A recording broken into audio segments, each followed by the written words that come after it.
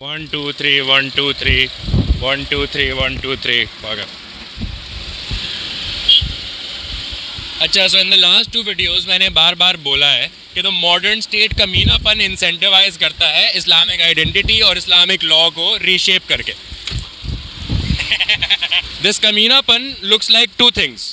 Number one, a believe in majoritarianism, मतलब जौन से मुसलमान ज़्यादा हैं उनका राज है। हम शरीयत में है लेकिन हमारे मुकद्दसात महफूज नहीं है। Number two, difference not to be tolerated. अगर आपका बिलीफ अलग है तो शट अप। सीरीज एंड करने के लिए हम समझने की कोशिश करेंगे कि ये कब हुआ और ये कैसे हुआ, लेकिन उससे पहले हम समझने की कोशिश करेंगे कि कॉलोनियल इन्फ्लुएंस से पहले इस्लामिक लॉ कैसा था। अब आई फील लाइक ये वीडियो काफ़ी बोरिंग होगी, तो to build suspense here is a question. यहूदी खरगोश को क्या कहते हैं?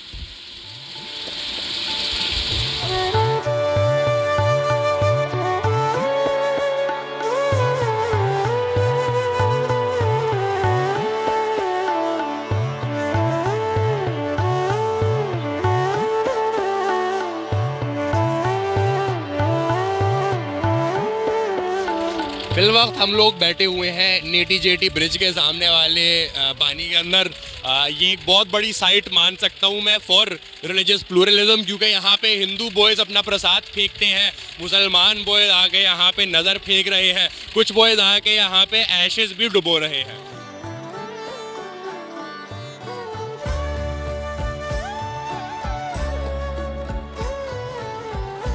फिल वक्त हम आए हुए हैं मंगू पीर की दरगाह पे। This is a place visited by both Hindu and Muslim communities, लेकिन करंट दौर के अंदर ज़्यादातर हिंदुओं की प्रेजेंस यहाँ पे मिनिमाइज़ हो गई है। There is another name for Pir Mangu as well which is Lala Jasraj, लेकिन आपको जनरली मंगू पीर की दरगाह के अंदर ये वाला नाम इस्तेमाल होता हुआ नहीं मिलेगा। द आइडिया इज़ कि with the modern states interventions we need to have singular understandings of these places. Just like एक ही सिंगुलर रिलीजियस ट्रेडिशन हो सकती है हमारे लॉ के अंदर, एक ही सिंगुलर रिलीजियस ट्रेडिशन हो सकती है हमारी दरगाह के अंदर।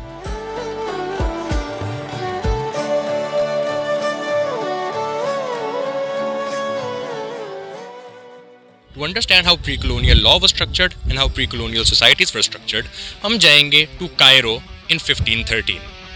Scotty doesn't know that Fiona and me do it in my van every Sunday. She tells him she's in church, but she doesn't go. Still she's on her knees, and Scotty doesn't know. एक हनफी magistrate थे जिनकी बीवी ने उन पे cheat किया with a Shafi magistrate. हनफी भैया घर पहुंच गए, उन्होंने देखा कि बीवी बैठी हुई थी बिस्तर में शाफी भैया के साथ। ऊपर से बीवी ने और शाफी भैया दोनों ने प्लीड गिल्टी भी कर लिया।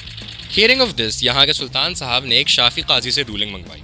शाफी काजी ने कहा कि ब्रो, ये तो स्टोनिंग वाला मैटर है। स्टोनिंग की बात हुई ही थी कि चीटिंग बीवी और होम रेकर शाफी मैजिस्ट्रेट ने कन्फेशन रिट्रैक्ट कर ली। विद आवर मॉडर्न डिस्पोजिशन हम कहेंगे कि भाई तो क्या फ़र्क पड़ता है कि उन्होंने कन्फेशन रिट्रैक्ट कर ली। At the end of the day confession तो कन्फेशन है। जब कन्फेशन हो चुकी तो रिट्रैक्शन का कोई फ़ायदा ही नहीं है। ये तो खुदा का कानून है, इसके अंदर इंसानों का दखल कोई मान ही नहीं रखता। However we with our modern disposition would be wrong.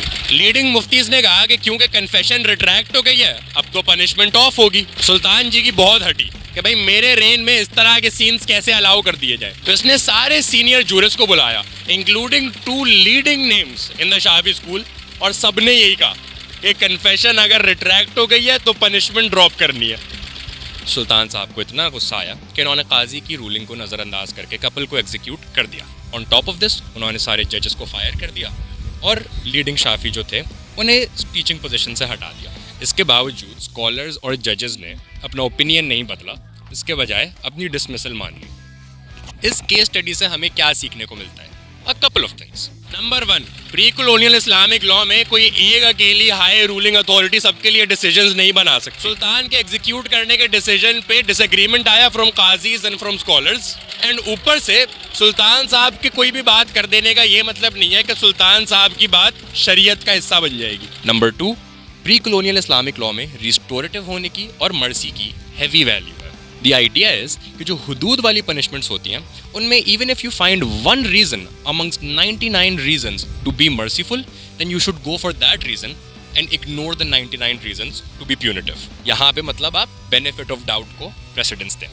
तीसरी बात, एक प्लूरैलिटी ऑफ ओपिनियंस भी एग्जिस्ट करती है जिसको अप्रोच किया जा सकता है। जिस पे चीट किया गया वो हनफी था, लेकिन जो होम रेकर ब्रो थे वो शाफी थे, तो इसके लिए शाफी जजेस, शाफी काजीज इन लोगों को बुलाया गया. So one singular approach of Islamic law was not universal. आ रहा है, बोल आ रहा है. So all of this stays the same until the modern state intervenes. So, बच्चे हंस रहे हैं. Anyways, when does the modern state intervene? When Warren Hastings arrives in Bengal in the 18th century, 1750s and so, he notices a lack of law. Now, the thing is, there wasn't a lack of law. We all lived under legal systems at that time. He did not see a carceral legal system, a legal system that threw people in prison. After winning Battle of Plassey, East India Company को बंगाल पे राज मिल गया. This became the first time Gore tried to administer Islamic law. ये करने के लिए आए Warren Hastings भैया, जिन्होंने चंद की चवले मारी in creating Anglo-Mohammedan law. इन्होंने हिदाया, जो कि हनफी लॉ का एक कंपाइलेशन टेक्स्ट है, not a code of law, इसको कोड ऑफ लॉ बना दिया. इन्होंने प्लूरैलिटी को तो खत्म ही कर दिया. मानी गई दी आइडिया कि शाफी लॉ का मानने वाला शाफी काजी के पास जाएगा, एटसेट्रा एटसेट्रा, सब शॉर्ट. बाय द वे, शियों को अपने अलग लॉज मिले, बट सुन्नीज एकदम से सारे हनफी हो गए. क्योंकि हिदाया एक हनफी लॉ की कंपाइलेशन बुक है, there are contradictions in it, because you have to understand, Hanafi scholars have disagreements. It is a school, scholars में डिसएग्रीमेंट्स होते हैं. बिकॉज ऑफ दिस, जब एक काजी अपने सामने हिदाया खोलता था, he could decide based on a plurality of contradictions यहाँ पे कौन सा डिसीजन अप्रोप्रिएट है. हेस्टिंग्स भैया ने कहा कि कॉन्ट्रडिक्शंस विद इन लॉ नहीं, ऐसा तो नहीं होगा, और इसके साथ इन्होंने सारी की सारी कॉन्ट्रडिक्शंस खत्म कर दी. नोट करें ऑल्सो कि नाउ एक सिंगुलर रूलिंग बॉडी को पूरे लॉ के ऊपर अथॉरिटी मिल गई है, which did not exist in pre-colonial Islamic law. अच्छा, साथ साथ बॉयज को ये भी शिकवा था कि आप मुगल एम्परर्स हुदूद पनिशमेंट इन्फोर्स क्यों नहीं करते. मानी के फिर रखने का क्या फायदा, ऐसे कानून का ही क्या फायदा जो नाफिज ही ना हो. बट यू विल नोट कि अर्लियर ये हमने देखा है, if one reason for mercy exists alongside 99 reasons for punishment in हुदूद punishments, then you go for the one reason for mercy rather than 99 reason for punishment. साथ के साथ boys ने कहा कि इस नए लीगल सिस्टम के अंदर सारे डिसीजंस को रिकॉर्ड करना शुरू कर दें. इसका क्या फायदा? Because it removes the role of the Qazi himself. पहली बात तो इन्होंने काजियों को एडवाइजरी पोजीशंस पे बिठा दिया था.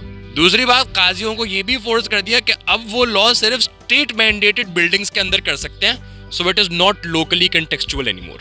हल्के हल्के काजी को ऑल टुगेदर रफू चक्कर कर दिया, क्योंकि एक बार एक केस पे जब रूलिंग हो जाती थी तो उसको प्रेसिडेंट में सेट कर दिया जाता था. इस बात में बस एक छोटा सा मसला है, इस्लामिक लॉ में प्रेसिडेंट नहीं होता. Because of this, Islamic law is forced to adhere to the principles of Western case law. Okay, इससे पहले कि हम और किसी भी चीज की बात करें, let's talk about what is case law. Case law बोले तो common law, मानी के precedent based law. मानी के इसमें जजेस देखते हैं कि पिछले इससे सिमिलर केसेस के अंदर क्या रूलिंग्स की गई. Now, I am not saying कि common law, case law ये सब बुरे हैं, because I am not an expert. What I am saying is they are not Islamic law. What I am saying is, अगर आप Islamic law को उठाएं और उसको चैनल कर दे into a system that goes directly against Islamic law के principles, lack of precedent, contradictory opinions, plurality of opinions, contextual application, then it is simply not Islamic law. And it makes no sense for Muslims to be made to adhere to it. And interestingly, इसी वजह से, when these new forms of law emerge in colonial India, some नए सवालात start being asked. कुछ ऐसे सवालात जो कि 21वीं सदी पाकिस्तान में हमें बहुत फेमिलियर लगेंगे.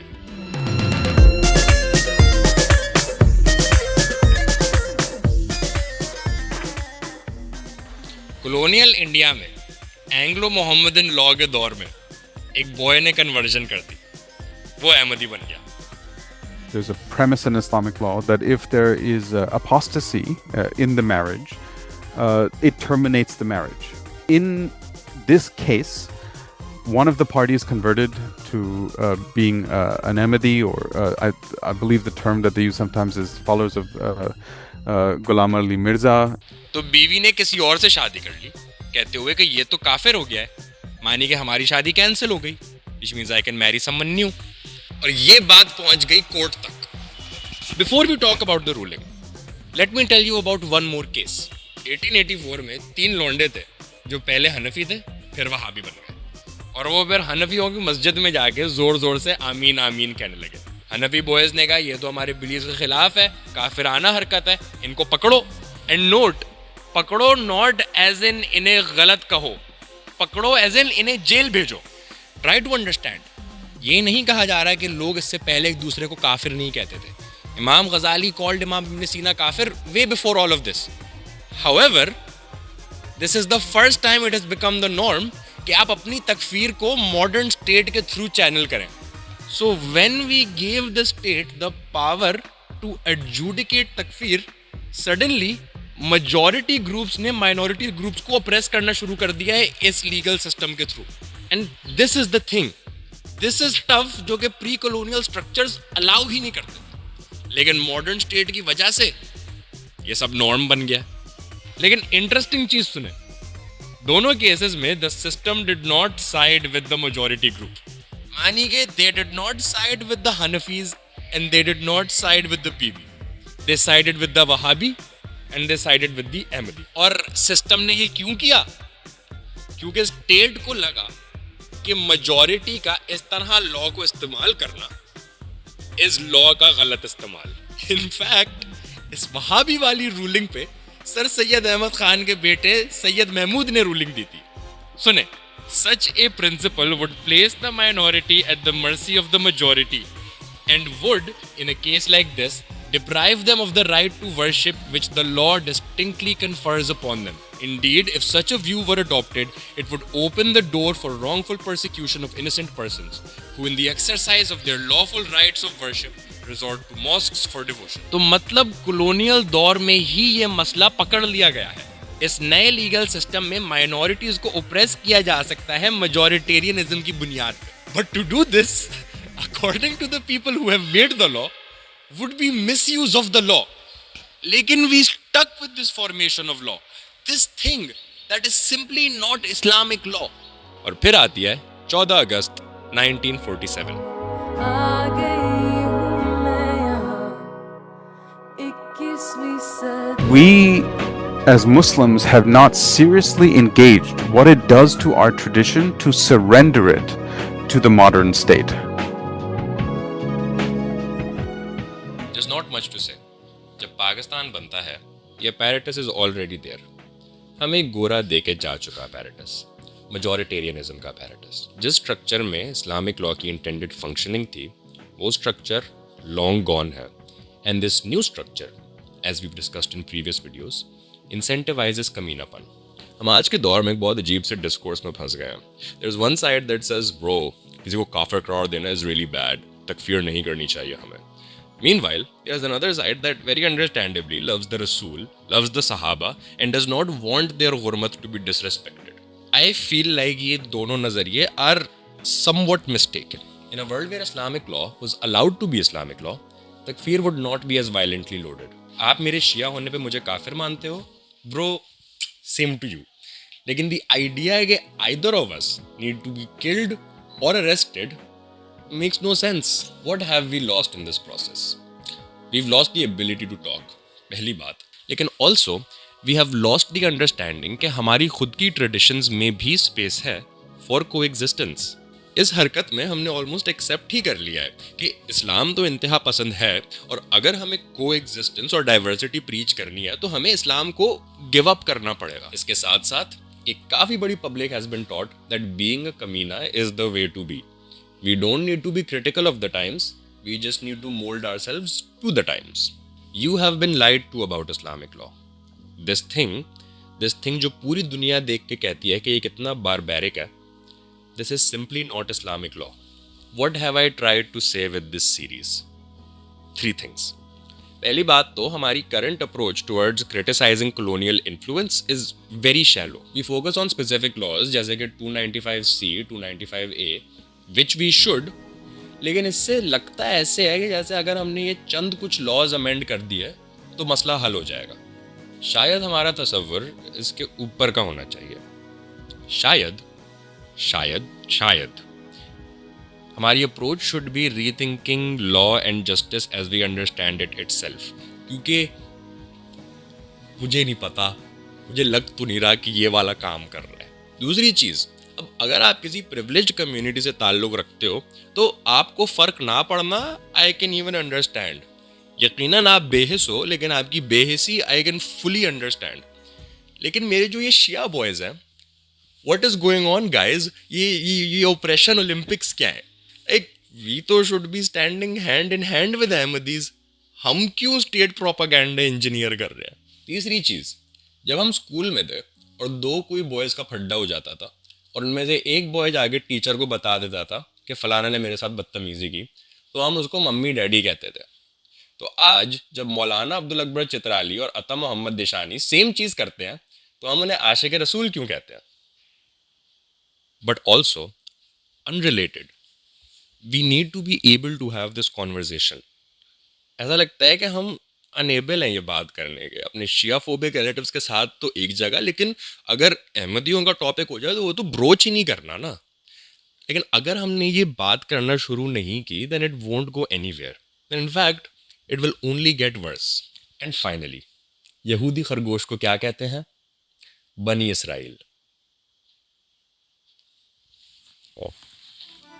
जी तो हो साहब कैसा है ना जाने तेरा साहब कैसा है, ना जाने तेरा साहब कैसा है, साहब कैसा है